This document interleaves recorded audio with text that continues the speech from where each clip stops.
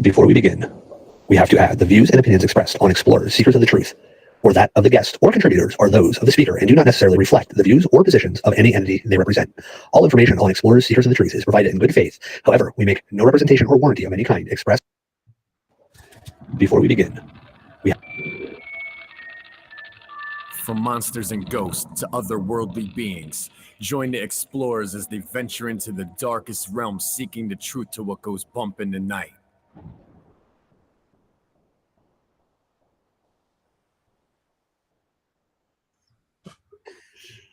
Here we go. Good evening and welcome to Explorers, Seekers of the Truth, episode 46. Tonight, as always, I'm joined by my best friend and co-host, Les Sinkavich. How are you doing this evening, Les? Well, you know, I am a bottle of nerves. It's been, 3 years? I think our last show was in April of 2020.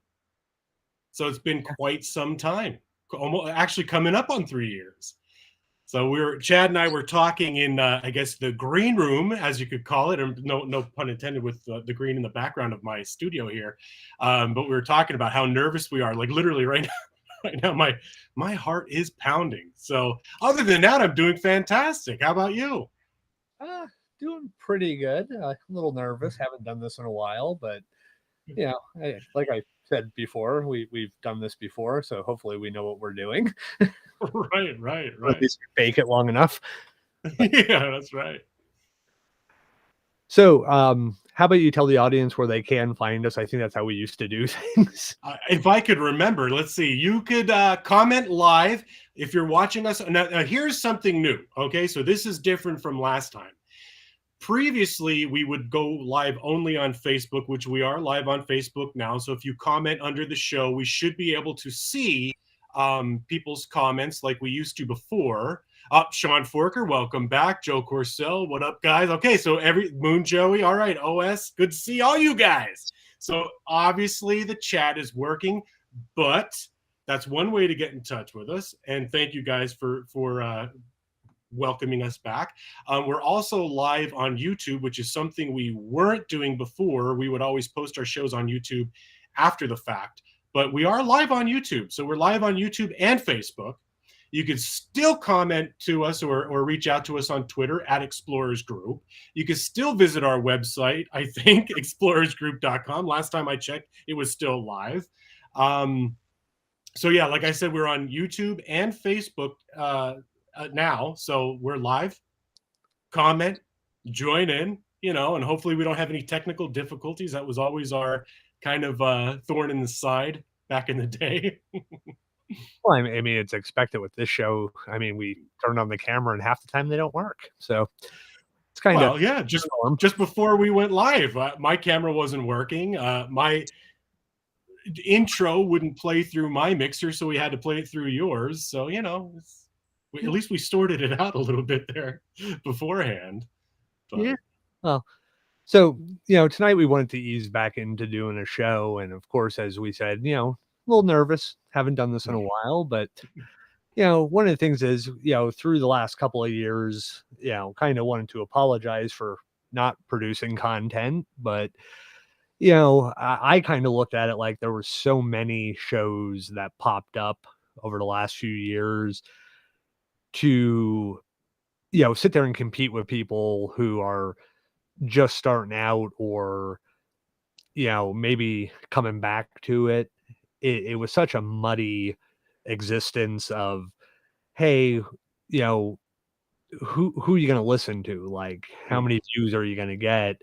Also wanted to produce good content. A lot of shows were just throwing stuff up to throw stuff up, and it's interesting at times, but also at other times it just drags out.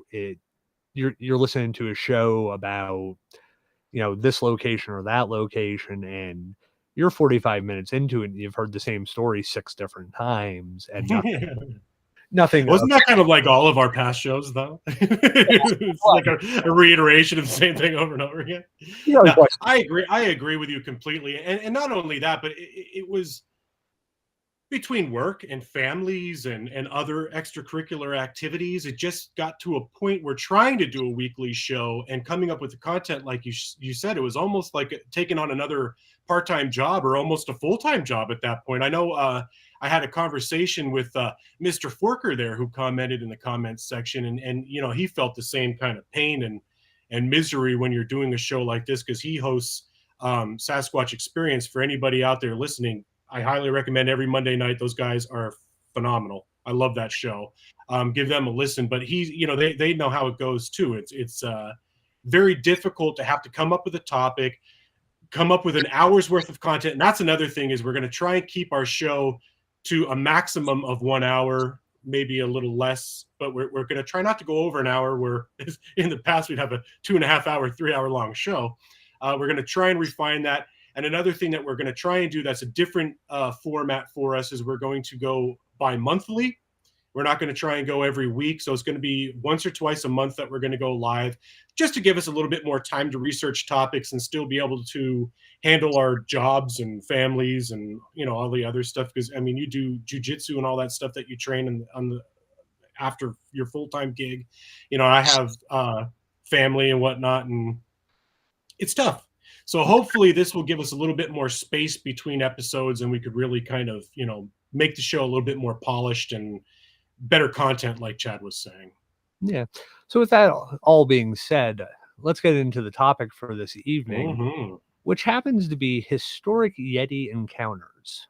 Yeah, that's right. We wanted to try and like chronicleize the historic encounters all pertaining to the Yeti. And after listening to some podcasts out there, it really sparked my interest, because that would be one of the things that I would do. Like if I go in the bottom part of my garage and work out, which really was more me walking around my garage, looking at stuff, listening to other podcasts. But, you know, I still got my workout in. But one in particular, what I was listening to about the Yeti, and I'll mention this later, they kind of brushed on a lesser known topic or an encounter that you don't normally hear about. And I was like, oh, that's kind of cool. And I thought that would be a really good kind of topic to come back into everything with, because everybody knows the Yeti, but some people don't know the extent of the encounters and how far back they go and up until now. So we're going to try and cover the gauntlet of that. And, you know, but you don't realize what kind of a rabbit hole this thing could turn into until you really start looking into it. Yeah, honestly, I mean, this topic, from the notes that you had sent to me, can be broken down into, you know, a few different parts. And, you know, we're, like we said, we're going to do this, you know, bi-monthly, bi-weekly. No, not bi-weekly, bi-monthly. Okay. So, you know, we'll see how much we can cover this evening, and then, you know, we'll break up that part of it, see where we get to. Also, we'll be breaking into, you know, some historic encounters with other variants of the Yeti or Sasquatch, you know, in other parts of the world. Mm-hmm. Yeah, that's all part of the rabbit hole that was kind of being dug into. Is, you know, I have a pretty extensive collection of classic and current books from all types of the paranormal, cryptozoological genres and whatnot. And that, along with listening to the other podcasts, like I mentioned before, and watching TV shows and documentaries, I really gotten this kick with researching the Yeti. And, you know, after all, it really is, you know, the grandfather of the whole bipedal giant hairy hominoid, you know, or the wild hairy man phenomena. The Yeti was, you know, the start of it all, really. You know, so that's kind of, you know, what got the topic rolling. Yeah. Now you've referenced this lesser known encounter from this other podcast that you're listening to. So elaborate for me here. It was on this. Well, like I said before, I was working out in the garage. I was listening to a podcast called Sasquatch Tracks, which again is another really great podcast for anybody out there looking for more podcasts on the topic. And they mentioned a Reader's Digest book, which I actually was able to find, Strange Stories and Amazing Facts. It's a Reader's Digest book from back in like the late 60s, 70s. And they mentioned an encounter by a Norwegian uranium prospector, Jan Frostus, and we'll discuss later in the topic about that. There wasn't much on it, but they had mentioned that book, and that kind of again really kind of triggered me to look through all the other books that I had. And as I was going through my library, like Ivan T. Sanderson, ooh, where is it at? This book, The Abominable Snowman, Legend Come to Life. This is like the Bible of the Yeti and the Abominable Snowman stories. John Napier is another great author. This, again, reference book that I pulled information from. If you guys don't have this book, I highly recommend. It's a great book. And then, of course, Bernard Hoovelman. Actually, Ivan T. Sanderson and Bernard Hoovelman worked together to kind of investigate or what do you want to call it? Like examine is the word I'm looking for. I'm drawing a blank. The Minnesota Iceman. So this is Hoovelman's book. Where is that? On the Track of Unknown Animals. And there's a lot on these books that I pulled information from. So between these books, the Reader's Digest, and there's other books that I have that I didn't even bring up. There was so much out there, and there's some other web pages, and we'll give credit to every outlet that we pulled information from as we go through the show. But unbelievable amount of information out there. And like I said, we started finding out these encounters that I'm like, wow, I never really heard of that before. I mean, obviously we'll cover the more classic or well-known encounters, as we go through this, but there were some that I had no clue, and there were so many. Well, that's one of the things that's very interesting, especially with older books. I know you and I have kind of talked about this before. With the older books, you're getting a more firsthand original telling. It's Right. not whisper down the valley, and now you're reading the same report in a new book, but it's been told 10 different times, and source material is sketchy at best at times, and then this person adds their little basically tell a ghost story around a campfire. Right. Tell a And story. go Les, ahead. I'm sorry. I didn't mean to cut you off. yeah, Les tells the same ghost story to at his next event, and all of a sudden he has to add a little thing to make it a little bit different. Now you get 20, 30 years down the road, and this story has went from, hey, we saw something, we weren't sure what it was, to this thing bluff charged at them and was throwing stones and overturned a tank and climbed a 30-foot tree and was doing God knows what up there. Right, exactly. I agree with you completely. It's kind of that unbiased point of view, is the firsthand, getting it from the source almost when it happened, but not in all cases, but in most. But Peter Byrne was another one who was on a lot of these expeditions, and he wrote books, which I have his book back there too, another great book to get. But that's firsthand information of a person who was there, reporting on that and experiencing and seeing all that stuff for the first time. And those are the stories that I like to hear from the people who witnessed it. And like you said, it's kind of like that, what'd you call it, down the valley? Whisper down the valley. Whisper down the valley, yeah, where you would say something, say it behind, and it gets, changed. And a lot of the newer books, although a lot of them are fantastic, I'm not knocking, it, but I feel in some ways it's just a regurgitation and slightly edited or manipulated version of stuff that we've been hearing for the last 40, 50 years. So yeah, well, it's like you had mentioned about like jujitsu. Book sitting right here, and not to knock this person's very good at jujitsu, but his core techniques that he came out with that revolutionized jujitsu are 500, 1,000 years old. He just learned to use them again. Everything goes in cycles, and what is known now will be forgotten in 10 years. Right.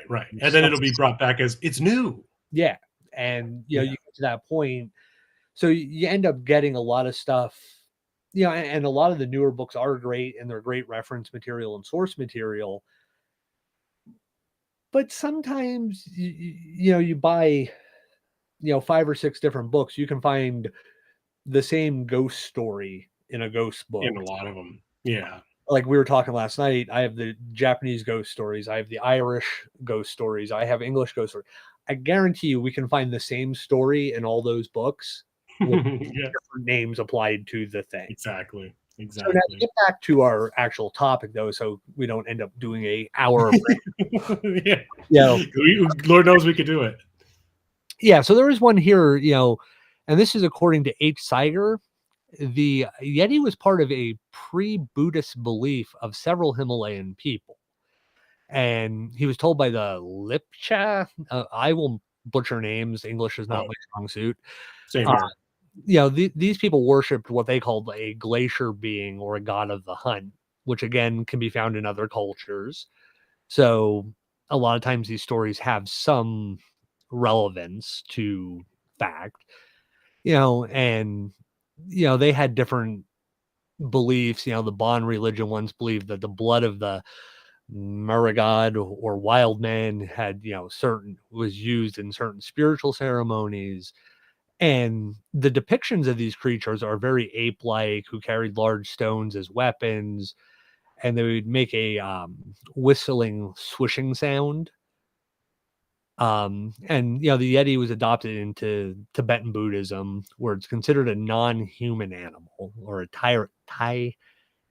Tyragoni. Again, English not my strong suit. Which was You did better than me. yeah, you know, it, it's human enough to sometimes follow their principle of dharma. Several stories feature Yetis becoming like helpers and disciples of religious figures. In Tibet, images of the Yetis are paraded occasionally as part of the worship ceremonies, as like kind of like food dogs, as like guardians against evil spirits. You know, so the Yetis sometimes act as an enforcer also of the Dharma beliefs. And a lot of times they almost have a banshee-like quality, that seeing or hearing them is considered a bad omen.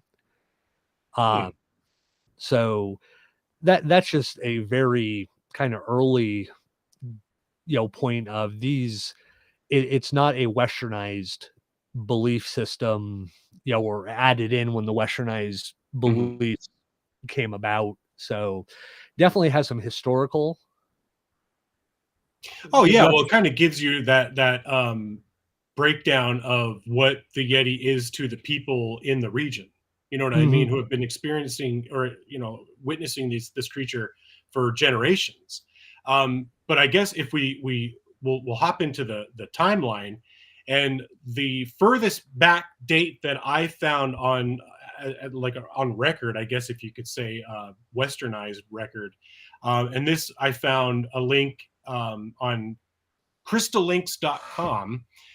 B.H. Hudson, the UK representative in Nepal, described a Hetherto creature who reportedly had attacked his servants.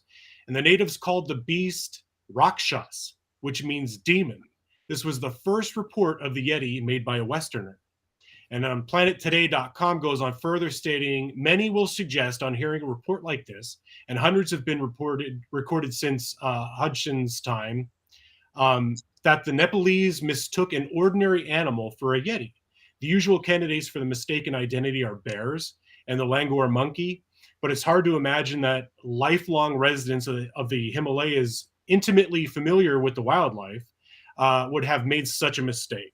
And that, just to pause briefly there, that I always kind of get a kick out of too, when a lot of like poo-pooers or naysayers would be like, when somebody has an encounter, even with Bigfoot, people who are avid outdoors people, avid hunters and stuff like that, and just generally not dumb people.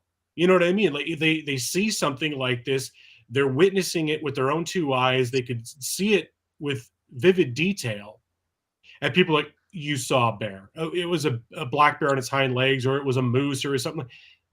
Creatures that very well and are very familiar with, but these naysayers just, it was a bear. You saw a bear. Well, you also got to think like these cultures rely on hunting. Mm-hmm. for their, a lot of their meat sources and stuff like that come from a hunting basis. So Mhm. you're gonna tell me somebody that hunts these areas isn't gonna know what their native animals look like? Exactly. Even standing up, a bear, they're gonna, be like, that's odd, but yeah, it's clearly a bear. It's not, Right. you know, something different. It's not a monkey, or Mhm. it's not a dog. It's not a snowshoe hare. It's it's not Because you're familiar with the local wildlife. You know what yeah, I mean? Like you said, these people have been there centuries. They know every nook and cranny and every creature that crawls and flies, and it's funny too, because I remember back in the day when I worked full time, well, for somebody, not for myself. Mm. I was driving home from work, and as I was cruising along down off the embankment, probably 50, 75 yards away from me, I saw this tall black thing in the woods, standing there reaching up, pulling on branches and stuff like that. It was a bear. Even from that distance, I could clearly tell that it was a bear. You could see the pronounced snout, the little round ears, just the way it was moving its forelimbs, like its legs, its front legs. It was quadrupedal, even though it was standing bipedally, but you could tell it didn't have the dexterity like a primate would. Mhm. You know, Well, and if I were to say, like, if I could look down there and recognize that bear from that distance, clearly was able to see it. And if I were looking down there and I saw a Sasquatch, different color or something like that, and with that amount of detail, and I mean, I literally stopped and was watching it for several minutes, you know what I mean, until it wandered off. mhm. You can't sit there and say that, I didn't see what I saw. Yeah, all except for that time I saw a kangaroo. It was a Well, I did see an emu up on the pole line. I'm well, not kidding. we were driving, I forget where we were, and I was like, "Kangaroo," and the wife just looked at me like, "That's a deer, you idiot." Well, there's a case of mistaken identity. Yeah, so All right, I made back to yes. yeah. Let's get back to the timeline here. Myra Shackley observed, this is continuation where I left off. Myra Shackley observed that the Yeti are found in Nepalese and Tibetan religious paintings depicting hierarchies of living beings. Here, said Shackley, bears, apes, and langurs are depicted separate from the wild man, suggesting there is no confusion, at least in the minds of these artists, between these forms. During the 19th century, at least one European reported personally seeing a captured animal that resembled a Yeti. A South African man told anthropologist Myra Shackley, many years ago in India, my late wife's mother told me how her mother had actually seen what might have been one of these creatures at Mussoorie in the Himalayan foothills. Excuse me. The semi-human was walking upright, but was obviously more animal than human, with hair covering its whole body. It was reportedly caught up in the snows. The captors had it in chains. During the 20th century, sightings by Europeans of wild men and their footprints continued, increasing during the Himalayan mountain climbing expeditions. And that was, again, by the planettoday.com. And that's interesting because that one brings up a referencing it being captured, Mhm. which But yet I couldn't find any more information on a captured creature. well, what did it give a reference? I'm trying to just call back what you had said. A time frame, of maybe when this had happened, because you got to think about some of the stuff that was going on. That was in 1832. Okay. So 1832, in the middle of the Himalayas, very little Western, influence, or, you didn't have beat reporters in the Himalayas looking for stories.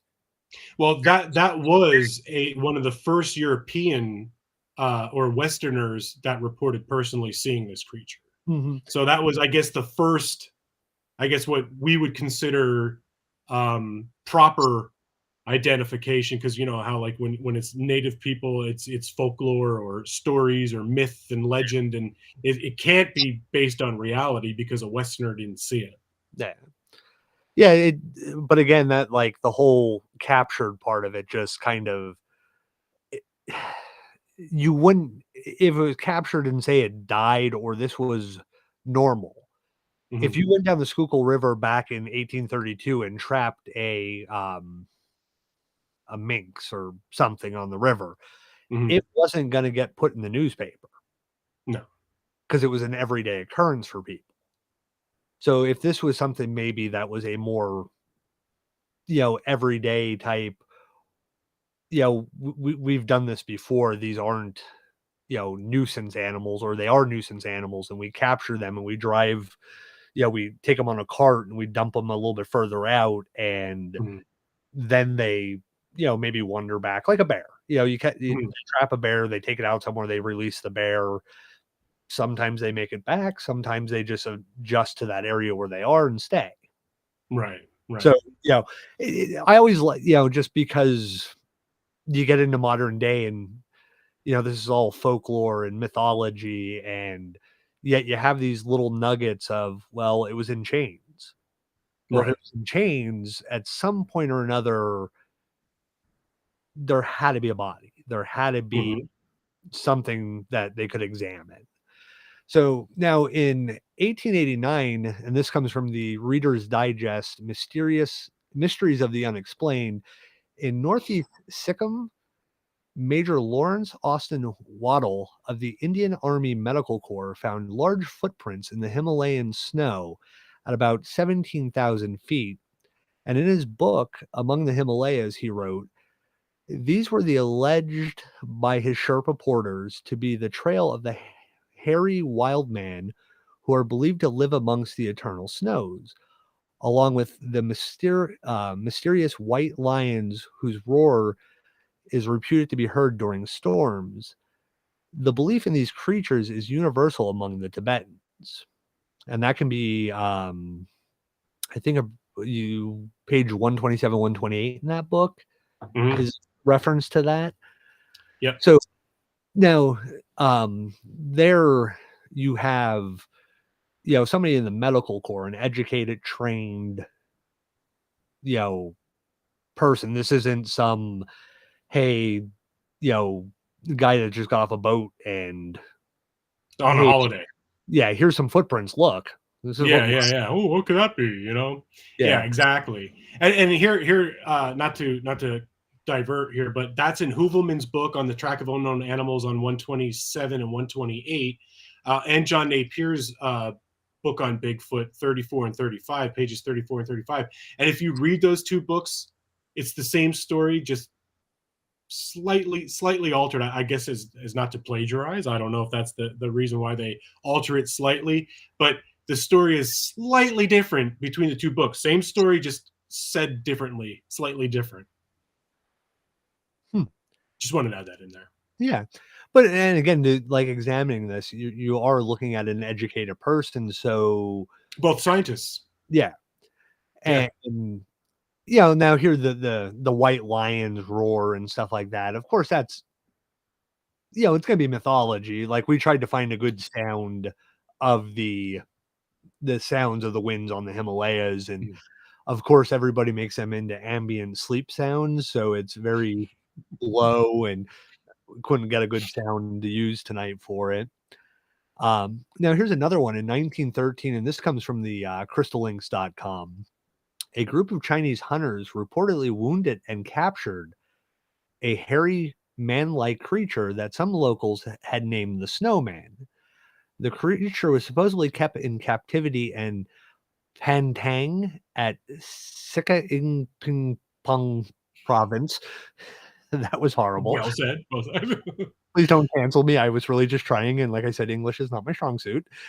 Um, for a period of 5 months until it died, which was described as having a black monkey-like face, a large body covered with silvery yellow hair, several inches long. Its hands and feet were man-like, and the creature was incredibly strong. Okay, so this is another one where they're saying, "Hey, we had one of these. We had Right. it, in captivity, and you know, But where's the body? Well, That's the question. This is here's the second one in captivity. but think about it. If this was a normalistic, a semi-normal thing, Hmm. again, go back to the analogy: you trap a bear. You know, maybe it's young enough. You take it to a zoo. It lives in a zoo. Right, right. But because it happened on a semi regular basis, as these things were seen, captured, shot, you know, how many of them were killed? I mean, we don't know, if hey, they shot and wounded this one, captured it, put it in a zoo, it didn't adjust well to the climate, the food, Mhm. they couldn't, get it the diet right, so it dies of, of wounds and infection or not the proper diet. But then again, too, it's 1913. Yeah, yeah.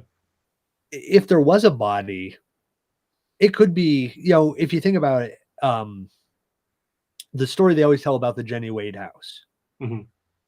Somebody bought the floorboards from the Jenny Wade house, a private collector who's never been named. Mm. So somewhere there's somebody that has these floorboards, allegedly. So say this is somewhere in some museum's archives or it was destroyed, because hey, we had it, it died. Do we taxidermy it? Maybe they did taxidermy it. It was around for a few years. It lost its novelty to the local people. They threw it in a closet somewhere. The closet's not climate controlled, so it starts to fall apart. It starts, hairs falling off of it. All of a sudden, you look like you just have some, mannequin like object that was once living. Yeah. It got tossed out. It got bought by somebody. It's in somebody's private collection somewhere. Or maybe, Or kept in the Smithsonian behind lock and key, like these supposed giant bodies that they have. well, yeah, I mean, well, how do we know, like, there's not I mean, there's other versions of the Smithsonian in other countries, not the Hmm. Smithsonian, but No, like no, no. Yeah. in Mexico, there's a group that's a historical group that does all their museums and preservation and stuff like that. Hmm. How do we know this isn't in some, you know, Chinese, Like apothecary shop or something in the back corner, or in a dusty old closet. well, look at the body of the one guy that got passed around for years and was used as a movie prop. True, true. And they didn't even realize it was an actual corpse. Yeah. So I mean, Yeah. like, here's the thing: like, is this thing, been used over the years in some circus or some freak show, pickled punk type thing, and Yep. it's hey, nowadays we'd look at it and go, well, it can't possibly be real, Right. you know. So I just think sometimes, like with these stories where they captured one or they had one, you know, I kind of almost believe that they had something. Hmm. And of course, if it was something normal, it wouldn't be a big to do about it. It would just be, Right. hey, we got another one of these things, you know, let's try to keep it alive. Eh, Right. we don't know how to keep it alive. We don't know what its diet is, or you feed it too much of something and not enough of something else, and it causes it to die. Or, it did say about being wounded, so infection. It's 1913. True. Medical practices aren't exactly the greatest yet at that point.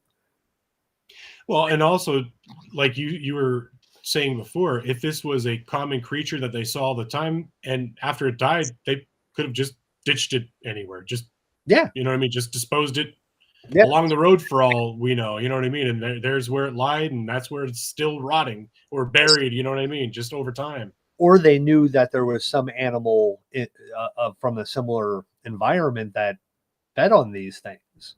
Yeah. So you Yeah. just take it and throw it in the cage with the lion eats it. Yeah. Yeah. True. But and then, you're also looking pre World War One. So you start to get into those time frames pre-World War One, you start going into World War One, things get lost, bombs get dropped, different areas, different countries, museums, artwork.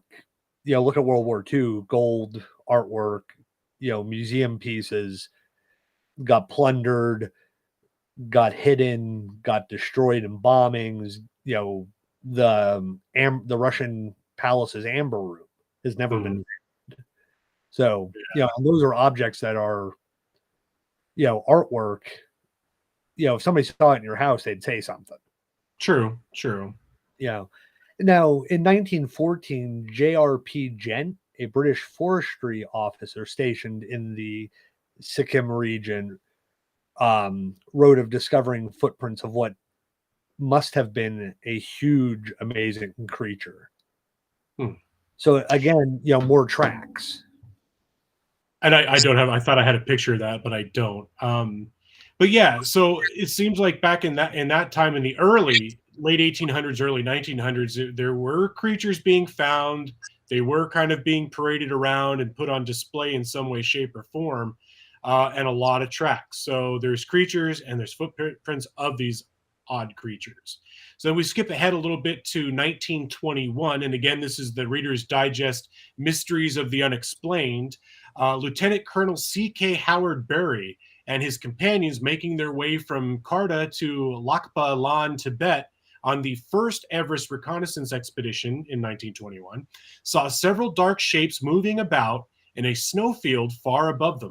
On September 22nd, when they reached the place where the creatures had been, they saw at more than 20,000 feet up numbers of enormous footprints, again, with the footprints. Lieutenant Colonel Howard Berry stated that at first they looked human, yet they were about 3 times the size of a normal human footprint. Then he declared that they must have been made by a very large stray gray wolf. I'm gonna stop there for a second. That contradicts itself completely. You say they looked human, like a normal human footprint, but 3 times the size. Then you go on saying it must have been a stray gray wolf. These headphones are killing me. Sorry. That's completely different. Well, also if you in go shape, back, form, and everything. Yeah, but go back to their sighting, 2 days prior, they saw several Of these large dark shaped figures moving. Now, several dark shapes moving, dark shapes. So they're not really giving a clear description of, was it bipedal? We're assuming so because these are all stories about the abominable snowman or the Yeti. So immediately you would assume, oh, dark shapes, it's bipedal, humanoid, or humanesque. That's what we're referring to. But again, they're just saying dark shapes. So it could be a quadruped, a wolf or whatever. But to sit there and say it looked human-shaped footprint 3 times the size, and then say, oh, must have been a gray wolf, because their paws look just like our feet. You know what I mean? Like, I don't know, it contradicts itself. Yeah, well, and also I'd just like to point out, again, going back to the reference and time frame of history, you're going post World War One. There's a drop off in information between 1914 and 1921. Well, you're also looking at the time frame of around and during World War One. So the expeditions and exploring, those people weren't doing that. They were fighting a war. So right, they were put on hold. Yeah. And then granted, these are all westernized or Western reports. Yeah, these are Western reports. These are not native people's reports, because I'm sure in that time frame they were still there. They were still dealing with this creature or whatever they're identifying as this creature. They were dealing with it. It's just we don't have the day-to-day diaries of some of these Sherpas to say, hey, we saw 4 Yeti cross above us at a range of about 5,000 feet. Exactly. But you want me to jump back on this? Yeah. All right. I didn't know if you had anything else to go on there with. Okay, but several creatures had been seen. So again, this is going back to the shapes. The Sherpa porters were sure that tracks had been made by an upright semi-human they called Meta or Metakangmi, snow or wild creature. In fact, the name was a generic Nepalese term for several mountain creatures said to roam the area. But in the course of transmission to the world of the I don't know what that word is. It was mistakenly, though, thought to be Tibetan, and was translated as abominable snowman. So that's kind of where that name originated, was a misconstrued translation of this snow or wild creature, not necessarily a bipedal. Now, they reference a semi-human, an upright semi-human that they called Meta or Metakengmi, but it also, in fact, was generic Nepalese term for several mountain creatures. So, but then it improperly translated to the abominable snowman. Mm-hmm. So, according to the Sherpas, the snowman is a huge, hairy, half man, half beast that lives in caves high in the mountains. It is bow-legged, its ape-like arms reach down to its knees, and it is so muscular that it can rip up trees by the roots. Which is kind of funny because if you come back over to the North America, in the Pacific Northwest, or actually more up in Canada, I would say there was that logging company that had all those trees that were uprooted and hammered down into the ground upside down. So that's kind of interesting that they would uproot these trees by the roots. The body hair is thick and dark, but the face appears to be white and humanoid. Ordinarily, the creatures feed off of yak and snow worms, which I don't know what they are. But when desperately, I guess snow worms, right? When desperately hungry, they go down into the valley and carry off human beings. And thus began an avalanche of intriguing snowman stories. And that you could also find in Bernard Heuvelmann's On the Track of Unknown Animals, pages 128, 129, and Sanderson's book, The Abominable Snowman, on 51 and 52. And I like to throw in, just for anybody out there listening, I like to throw in those references to the books just in case you do get your hands on it. You could find it quickly. So that's why we're putting those in there. Now, one of the things you had said there was that it has dark hair mm-hmm. and a white humanoid face. Right. Now, when you think about most representations of the abominable snowman, which of course mine is out of reach, it's usually depicted as white hair. Right. Well, no, not necessarily.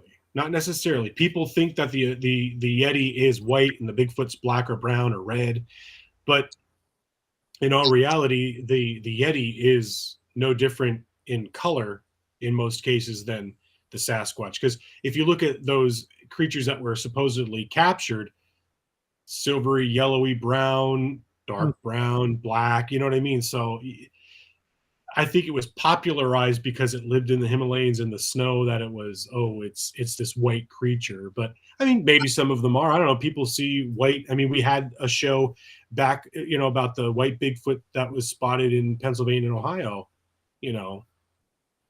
So yeah, I guess you never know. Yeah, it's just interesting how the Western interpretation of the Yeti or the abominable snowman is, white with a blue face. Yeah.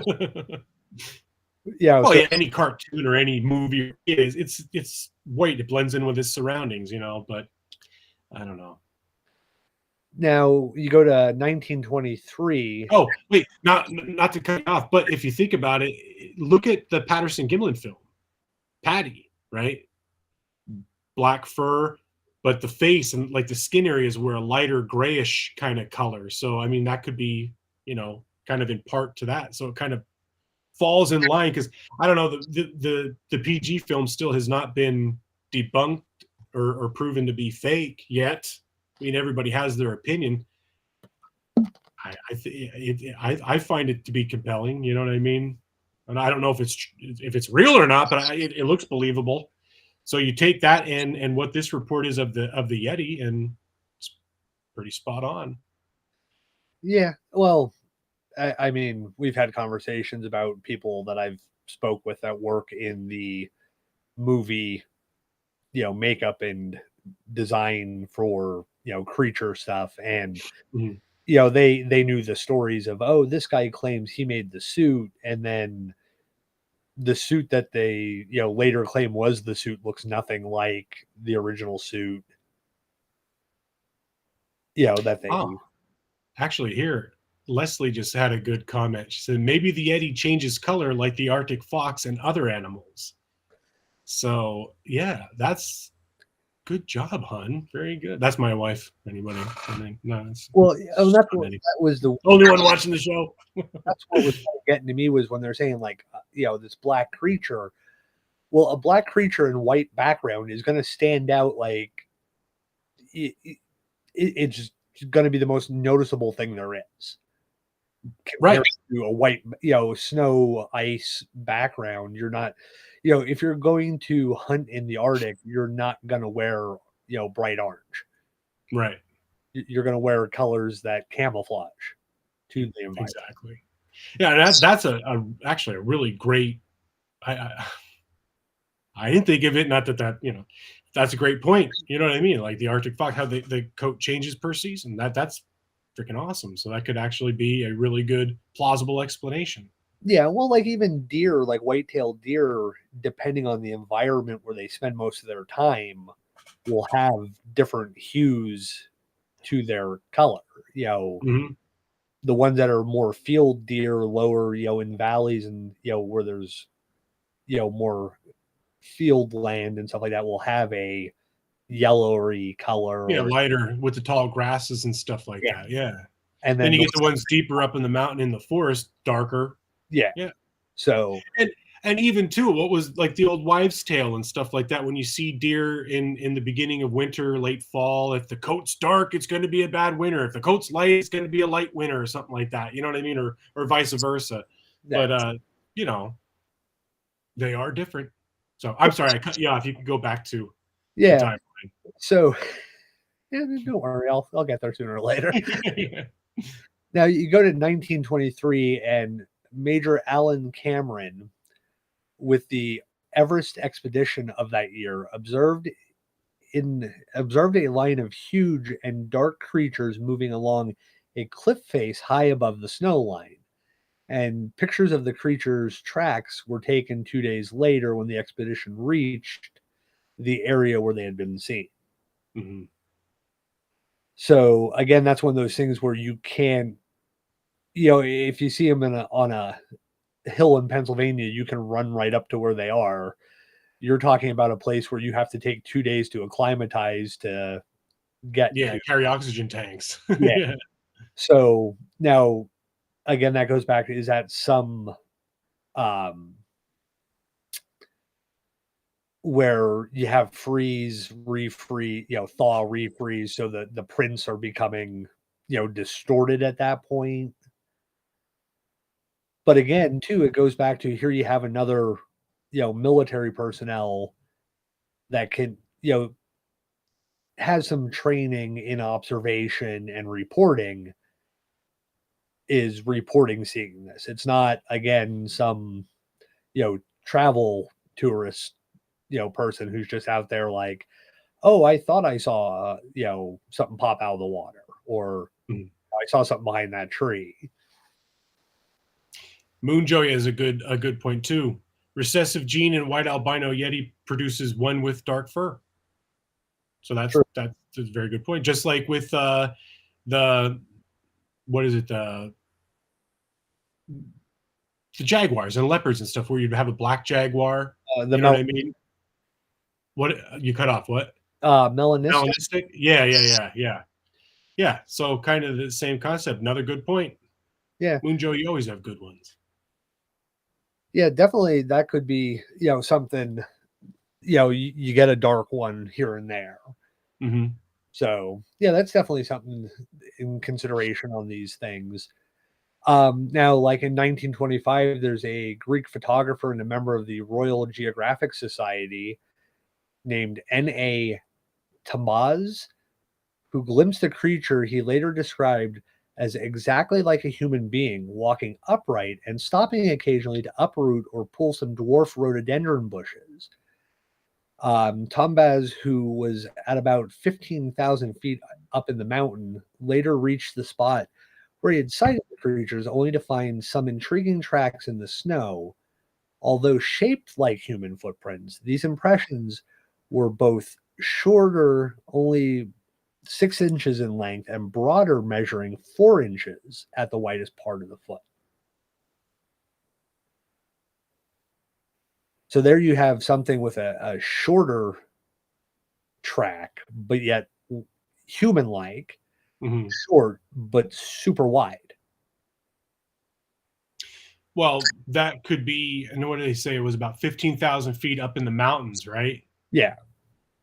That's up there pretty high. Because I know in the Himalayan, throughout the varying elevations, there were. Well, I know China has the Yaren, but I want to say that they were referencing in the lower areas the Yaren as more of like the tree dwelling kind of Bigfooty-esque creature, monkey-esque creature. And then as you go up, it was the Yeti and the larger creatures in the more rugged terrain and stuff where you needed to be a little bulkier. Yeah. So again, that impression could have very well been one of these other variants or a juvenile. I was going to say, People always, yeah. a juvenile, or, well, think about, and I don't really have an answer to this because I've never researched this, but if you were in a rocky, jagged, snowy area, would it be an advantage to have a smaller, wider foot or a larger, longer foot if you have to traverse these environments? I would imagine in the snow, you'd want the bigger, wider foot, kind of like a snowshoe. Mm-hmm. You know what I mean? So you're not going to sink. But you're also dealing with cliff face and ledges and, stone, not just snow and stuff like that. Like I said, I don't really have an answer to that part of it. It's just intriguing to think, like, doesn't have to be a, size 13 or size 18 footprint to maybe be a Yeti, a Sasquatch in that sense. Or like we said, it could possibly be a juvenile. Yeah. 8-minute warning, just so you know. Well, I got we have to end the show. We can go into the 1925 one, or we could see if anybody has any questions, or maybe somebody has, some ideas on, like we were talking about the small print compared to what most of them are found. Yeah, anybody listening, if you have any comments or any questions or anything, any input, I know Moon Joey and Leslie were chiming in there. The ibis and mountain goats don't have fat feet. That's a good point too, Moon Joey. Let me get this off the screen and I'll share your comment there. Yeah, that is a good point. They don't have fat feet, but they're more designed, I guess, for the rockier cliffs because they kind of go along those cliffs to stay away from the prey. Although the whatchamacallit, the snow leopard gets them. See some of those videos where they're launching off mountains and stuff and grabbing these goats and flipping down and rolling like it's insane. But you take the snow leopard with the big paws to get over the snow and stuff. So it's kind of 6 in one, half a dozen in another, Yeah. So let's try and burn through the 1925 since you started that. Okay. We're going to start it. Going in Reader's Digest, Mysteries of the Unexplained, Russian troops penetrated the soaring Vanch mountain of the Paramiz in pursuit of white Russian army soldiers in 1925, and they had heard stories from the local people of a beast man who lived in the higher reaches of the area. The soldiers also found footprints and other evidence of some man-like being. Then one day they shot one. The Red Soldiers, and of course, Red Soldiers meaning Communist Russian, Soviet Union, fired into a cave where they thought the whites were hiding. And white Russians. And to the surprise, a wild, hairy creature ran out crying and was killed instantly by blazing machine gun fire. Looking at the corpse, the leader, Mikhail Stefanovich, why? Just have English names. Thought at first it was that of an ape, in that it was covered in fur, he said.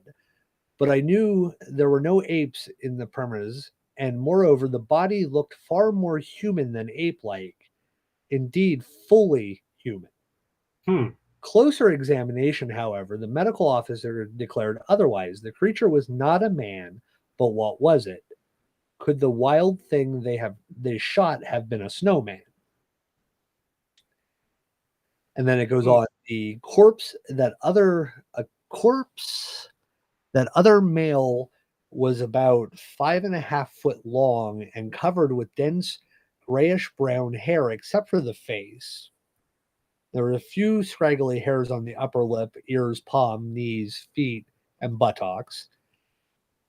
The skin on the hands, knees, feet were coarse and thickly calloused, which, if you're out there walking in those environments, would have to happen. And the face was dark with dark eyes, a heavy sloping brow, prominent cheekbones, flat nose, and a massive lower jaw. Although the teeth were quite large, it seemed to be those of humans. The creature had broad, unusually muscular chest, but otherwise his torso was much like that of a man.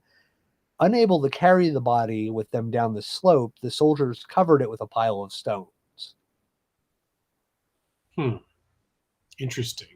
And again, the thing that kind of stinks. Now that was in Odette Chernin's the Yeti book, the Yeti pages 104, 105, and that is this book for those who might be interested in trying to find it. She has 2 books out, actually, a lot to do with Russian, like the Almas and stuff like that. So she has a lot of great information out there. But this, again, goes right back to what we were talking about before. There is a creature. It was caught. It was shot. And these were, Russians, civilized, group of people, or advanced, I should say, more advanced scientifically and technologically. What did they do with it? Where did it go? And of course, once it gets back behind the Iron Curtain, or whatever you want to call it, it's going to be, sealed away and nobody's going to know of it. But again, it's the same concept. It's the same thing, where something was found and what happened to it. And going back to what you had mentioned before, the dwarf rhododendron bushes in 1925 with the Greek photographer. Leslie brought up a good point too, that she did a quick search, which she's very good at that. In Nepal, rhododendrons are considered edible and enjoyed for their sour taste. So that would be the reason for it, picking small plants for food. So, just a good point. Good point. And Moon Joey has a question too. No Yeti vocalizations as is portrayed by Sasquatch, just asking. None that I was able to find. Now, this did say that this creature came out crying inarticulately. So it was making some sort of a racket. They couldn't make it out. It wasn't like a distinct language. Now, this is going back to 1925, so I'm sure they're not carrying camera equipment or audio equipment to get anything solid or conclusive, down on tape or in video. But I haven't, in the earlier reports, found of anything like that. Actually, going through up until the current sightings and stuff like that, there really isn't a lot in the way of vocalizations or sounds. But you're right, that's a good point. You have so much supposed Bigfoot vocalizations, which people are passing around a lot these days, but there's not much on the Yeti. I would just say it's because it's such a remote location that you're not going to be carrying really that kind of gear around with you. I mean, if you're going to scale Everest, you're going to be carrying your climbing gear and your survival gear, not so much audio video stuff. But I don't know, it's a good point. That'd be something to try if anybody's ever able to get out there.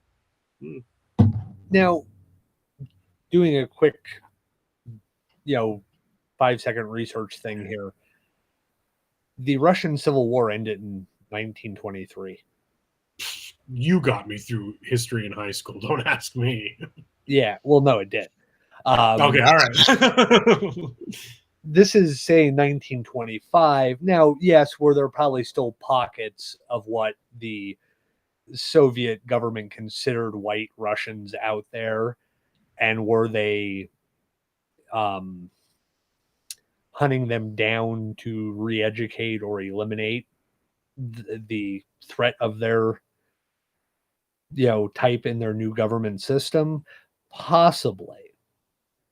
But that does kind of give me one of those weird, like, they're saying 1925, 1923, the end of the Civil War, Lenin takes over. I that kind of makes me question it. Yeah. Not saying it couldn't happen. I would have to do way more research. I'm sorry. The extent of my early Soviet education is the Bloodlands, the land between Germany and Russia during, prior to World War II. Mm-hmm. So early communist takeover of Russia, I'd really have to dig into a little more to have a leg. Let's not go too far into that, because that's going to be one of our other shows, and we're going to be covering the Russian Almas, or the Russian Bigfoot. So that we could definitely pick up on, because don't forget, you're talking about like Stalin and stuff like that. There was that whole thing of, mentioning that kind of era. Huh? Lenin, not Stalin. Oh yeah, Lenin. Well, to go along with that, Stalin, there was that whole report of him making that human ape hybrid army around that time. So, well, that would have been, again, that'll be a whole other show, part of a whole other show. But all right, so it is 9:32. We have to end the show now, because we're trying to keep this to an hour. So we are about halfway through the show notes. So we will pick up again on March 7th, Tuesday night, March 7th at 8:30, same time, same place. And we will continue on our timeline here of historic Yeti encounters, and we will bring you right up into 2019 was the most recent report that I was able to find. If we find anything new between now and then, we will add it to the show notes. But until next time, I thank everybody for tuning in and watching and welcoming us back. And Chad, as always, brother, I had a blast. It was nerve-wracking at first, but man, it felt good to be back in the saddle with you. Yeah, man, it was great. And again, if you could please let everybody know where they can find us, just so people who are maybe catching the show for the first time can kind of connect with us on all of our social media platforms. Yes, like we said earlier, if I could, I had to scroll back because I don't remember what I said. We will be moving forward. We're going to be hosting the show live on both Facebook and YouTube, so you can check us out on either one of those media outlets. We're on Twitter at Explorers Group. You can visit us at our website, explorersgroup.com. There we try to be consistent with posting current and past shows on our live show page. Check that out. You could reach us through the contact info on that as well. Facebook, we're on Facebook, YouTube. Yeah, it's about that. I just wanted to let everybody know again, too. It was great to see a lot of the regulars tonight. Mm-hmm, I just also want to let you know I can't comment back to you guys. Only Les can. So yeah. I will thank you all. We love you guys. There's my live reply. Spelled everything correctly. If it didn't, well, it's me. I'm not the brightest. So, all right, guys, we are going to wrap this up. Thank you, Kevin. Good to see you, buddy. We'll see you guys next time.